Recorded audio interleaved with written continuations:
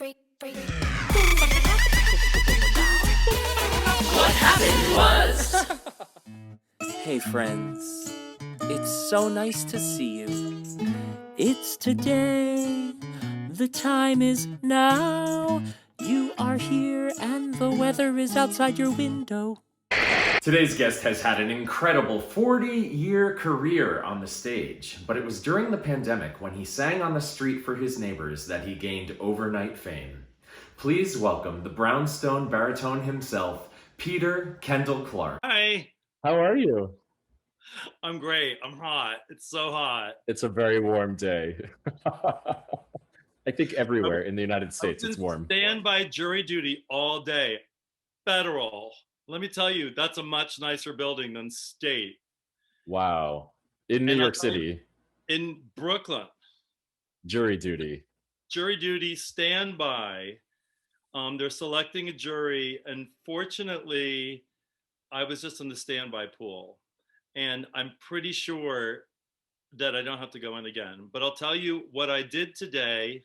It was like enforced work day, and I sat at the desk with my Blackwing pencil, and I wrote my brownstone baritone show. Amazing. To end in one sitting. Wow. I did my civic duty and wrote a show. Because you're not allowed to have your phone, right? Oh, no. Yeah, so you had to write.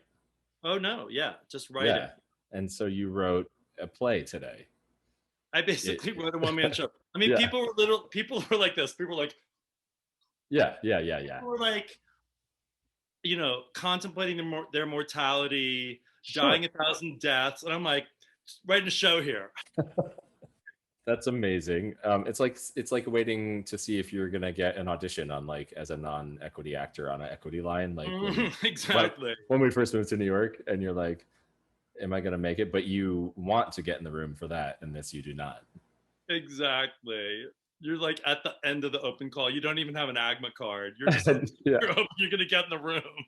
And you're like, what are my 16 bars? But for jury duty, you're preparing your tragic monologue of why you can't serve. It's like, because I already paid for my Cape Cod rental next week. Right. You're fully prepared to say.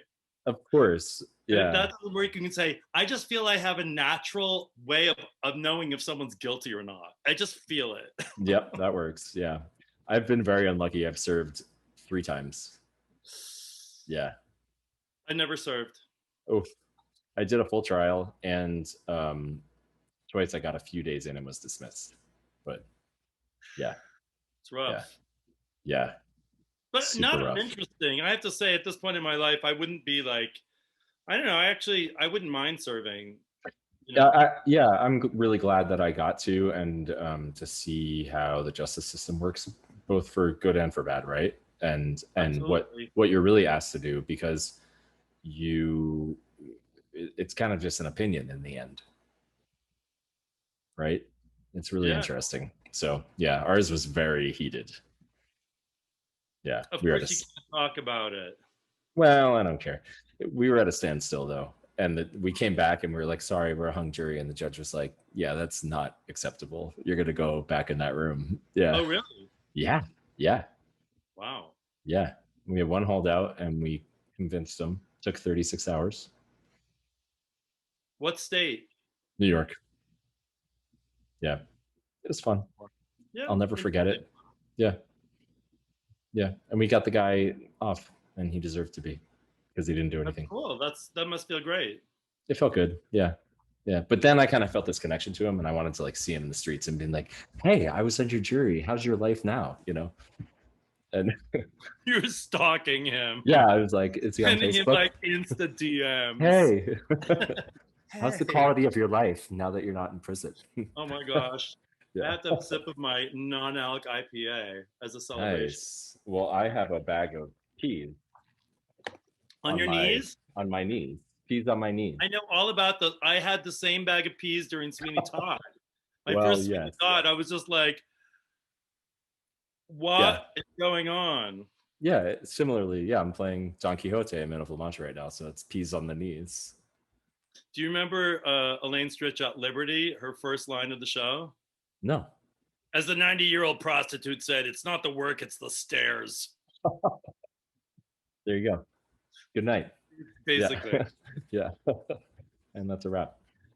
Oh my God. Well, thank you for coming on. What happened was, this is so exciting to get to talk to you, who I've known for so many years because I met you on my first job out of college. 2005. Yeah, and you get your gun in Virginia. I'll never forget it. Nope. You were a wonderful Frank Butler, and I was a very young Buffalo Bill.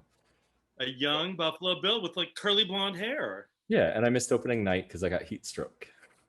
So it was a really good experience. Oh my God. You've had a really incredible last year. You know, we've talked so much this past year, and we all know all of the challenges. But there's also the silver linings of this last year that so many people have found, and I really love that, especially how artists have just risen and created despite all odds. And you did something truly phenomenal that has gotten national attention and has turned into a series, and now you have a full-blown solo show of this, coming to a city near you. Yeah, so tell us, Brownstone Baritone, how did this come to be? As was the case with everyone I know who's working in show business, whatever you were doing stopped. And in my case, I had just had the first sing through of an incredible opera by Tom Chiapullo. It was his latest work. It was called The Parting. True story about Hungarian poet Miklos Radnóti, who was murdered during a forced labor march, and then his body was recovered from a mass grave, and his final poems were in his coat. So imagine you're singing arias that are set to these lyrics. I mean, it was just an incredible story, only 3 characters. Mike Mays had done the premiere. Yeah. It was another Mays role. And, As I spent about half a year, it's another role I was trying to get really skinny fast. Because it's like, as we do. I think Glory Denied, I was like, okay, it's a guy who is known physically for looking like he'd been starved in a cage for 9 years. I said, I don't look like I was imprisoned in the jungle for 9 years. I look like I was imprisoned in an Entenmann's factory for 9 years. So I'd already done like a quick Robert De Niro weight loss for that. And then in this opera, I mean, he was skinny in the first place, and there's photographs of him, right?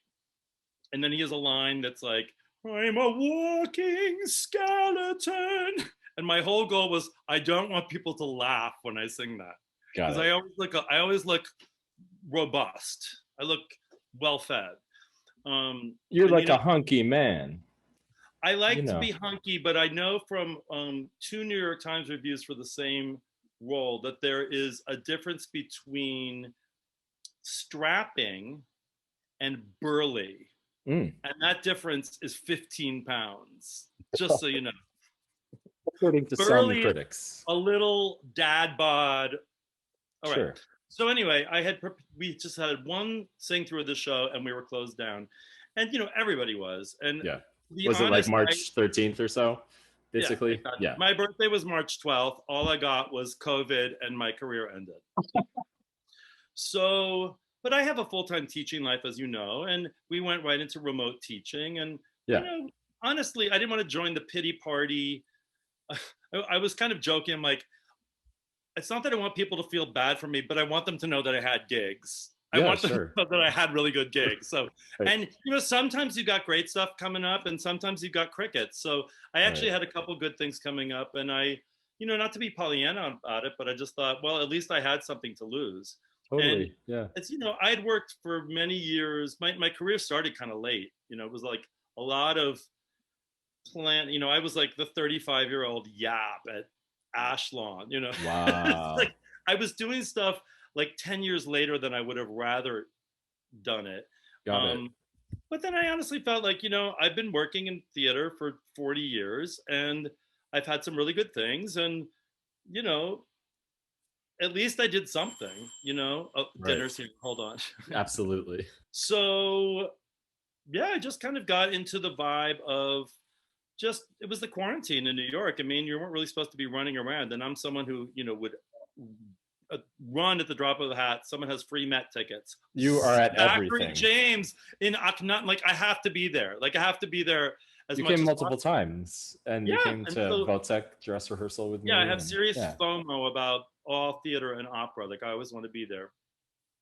And so suddenly I just was like, well, I'm home. And I got really into the groove of Jeopardy at 7 o'clock. And it was, Alex Trebek we knew he was, sure, it was his final season. yeah, Um, and I had some neighbors in the building where I live in Brooklyn Heights who were going out on the street to participate in the nightly applause for the frontline healthcare mm, worker. mm. And my friend Marcy Chapin, she's like the social director of the building. She just became a grandmother. She was like, Peter, you should come out and sing. And I was like to myself thinking, that is literally the last thing I feel like doing at Right, 7 o'clock. Like, right, and then finally one night I just thought, why not? I mean, I love to sing, and I'd actually been secretly going over to the school where I teach to practice in the bunker because, of course, everyone's working at home now. So I was already, trying to be sensitive to my neighbors and not be, bellowing at all hours. wow, And so I thought, whatever, I'll go out and sing. I'll sing something. So I sang Toreador in the street, and there's a video of it. It was caught on video from across the street, and it's like windows were opening, and suddenly people were coming up. And let's watch it right now. shall we? Yeah. Okay, let's check it.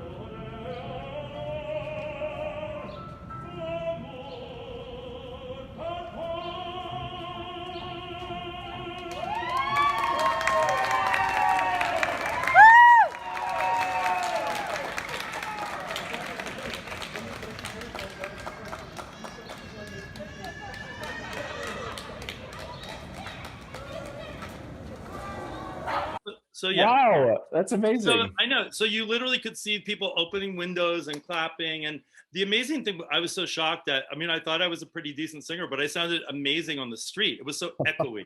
It was like an amphitheater. Yes. And right away, and from the reaction I got from my neighbors, and my neighbor down the hall in particular, she told me later that she just had some horrible COVID news, and a really good friend of hers and her husband were in the ICU, and the husband had just passed away. They were both in Oh, comas, and she needed something hopeful to hold on to. And like I sang Impossible Dream, yeah, right? I sang yeah, Impossible Dream, which I knew that Brian Stokes Mitchell had been singing from his apartment, yeah, after he yeah. survived COVID.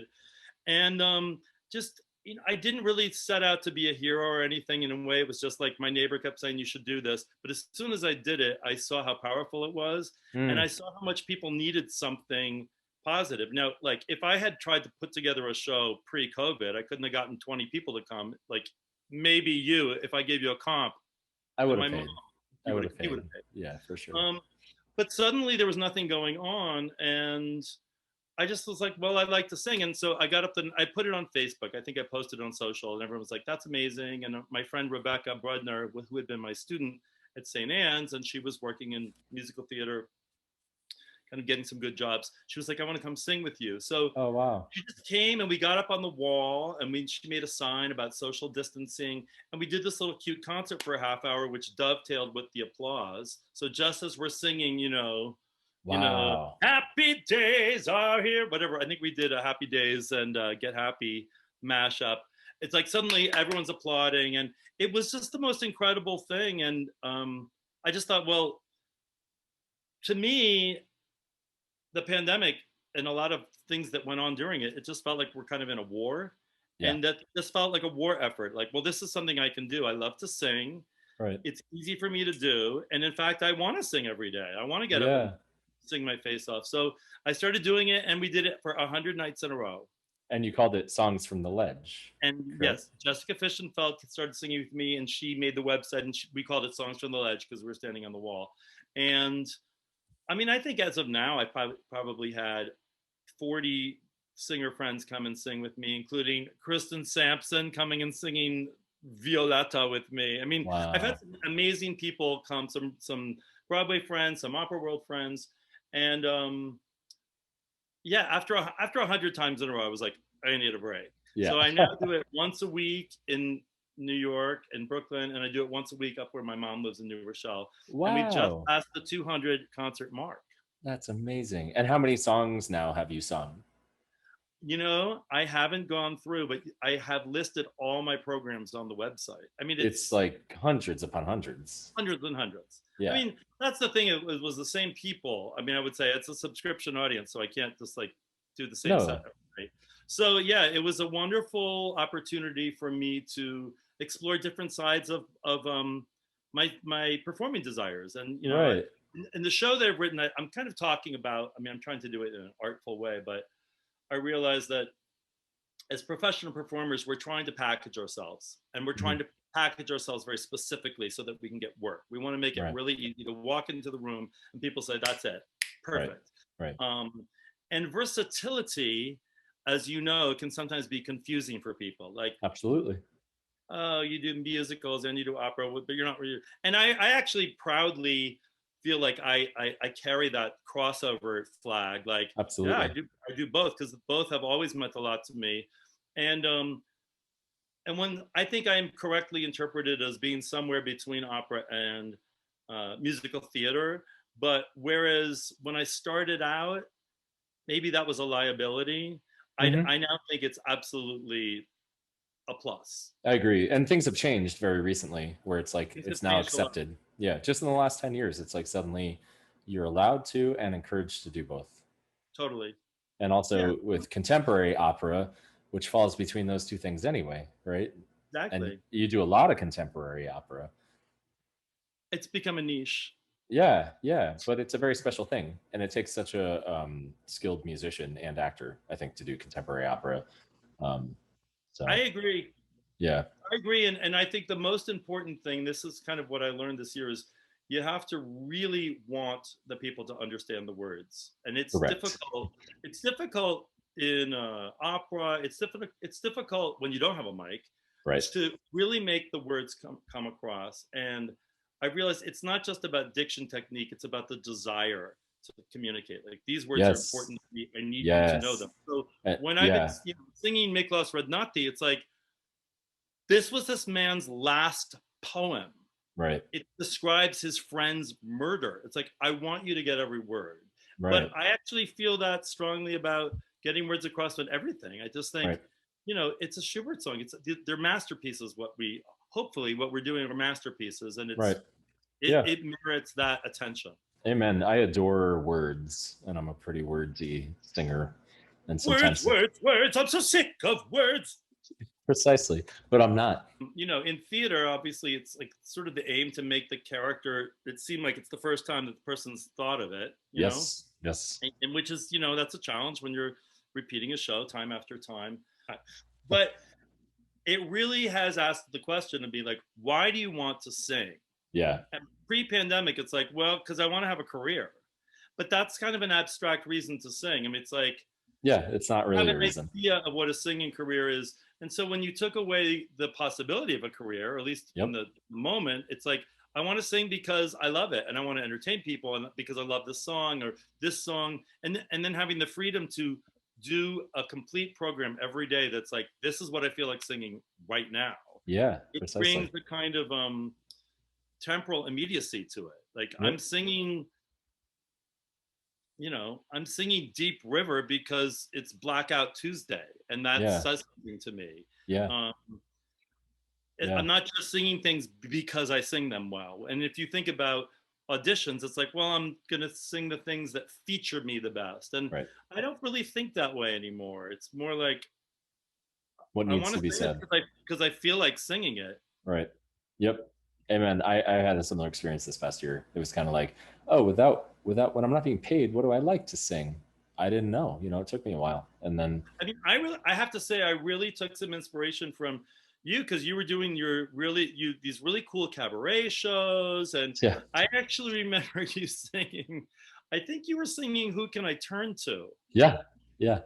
And then I was noticing everyone on social starting to put up these videos. Yeah. And I mean, I enjoyed it, but I, of course, because like I'm kind of like a jokester, I was like a little bit, taking a piss on people like, oh, I know, I'll do a black and white filter and sing Morgan, like really dramatically. Or In your so bathtub. in my bathtub. Yeah. But then I literally I made a video of me singing "Who Can I Turn to" my cat. I was like, "Who can I turn to when not even my cat wants to hear my cabaret?" Right. But It's perfect. that was before I started doing the concert. So I mean, I really, Yeah. Zach, you gave me permission to jump out of the box. So you're giving me and Marcy Chapin the credit for all your success? You and Marcy, that's it. Amazing. Well, so then, this hit it big time, and you're on the evening news, and you're in these newspapers and magazines, and like you got all this attention. Yeah. I know, it was crazy because we were doing it really casually, and Jessica Fischenfeld, which is my buddy from Stonewall at New York City Opera, and she also at that time lived down the street from me, and unfortunately she and her fiance Scott lost their apartment and had to leave the city. Oh. But she sang with me 12 times. Wow. And we would just she texted me, she said, I got to go to Key Food at 4:00. Why don't you meet me there, and we'll just like put a set together. Let's meet in the promenade. And we were so casual about it. And then one night we're running a little late, and we were trying to start at 6:30, so we would do a half an hour, and then it would end at 7:00 applause. And we come around the corner at like 6:25, and it's like ABC News is there, and we're like, oh shit, like this is real. And we just kind of walked up, and they were like, can you wear a mic? We're like, yeah, we can wear a mic. And we just got up like, yeah, NBD, yeah, we're on TV, no problem. And it just kind of took off. And in fact, my neighbor around the corner, McGee Hickey, she's a reporter for WPIX for Channel 11. And then she was pissed that ABC scooped the story. She's like, this was happening right around the corner from my apartment. I didn't even know it. So right at the beginning, we got some attention. And then in February, I mean, things were getting, I was performing for the same people, and they called themselves the Crazies. These ladies, they're like, they would show up in the rain and the snow. They were like, we're here. And suddenly I started getting requests for interviews and stuff like that. And I was performing with a new friend, Sarah Orlando, who lived around the corner from me.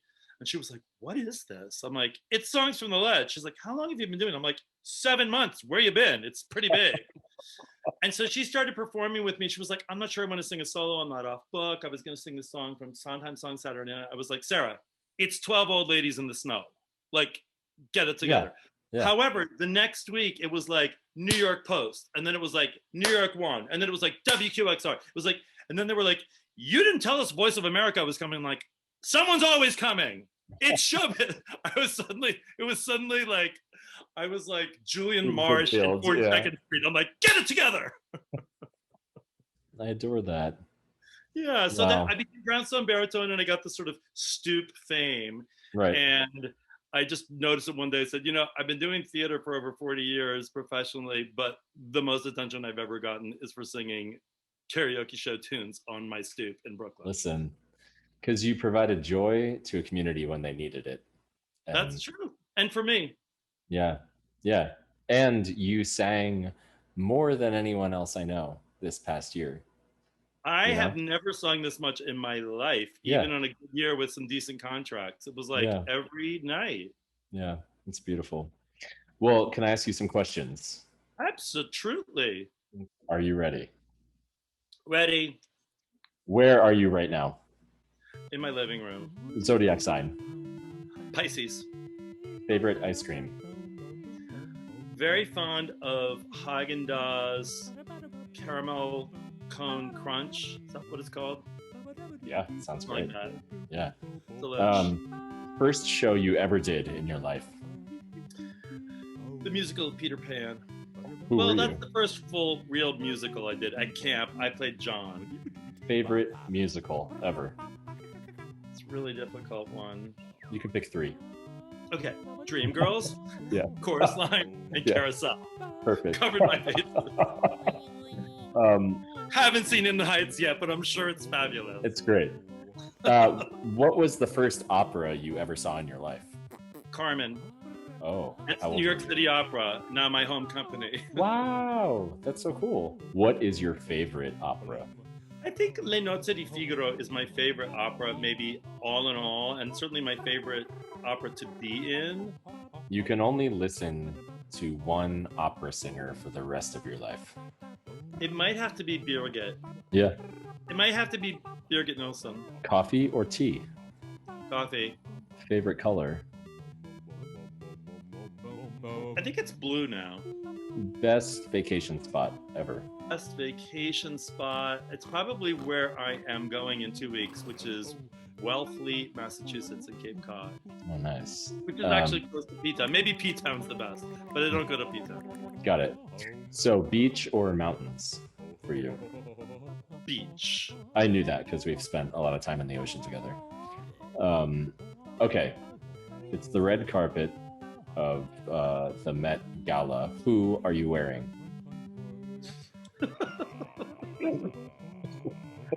Who indeed? I'm probably, well, whatever they had at Men's Warehouse.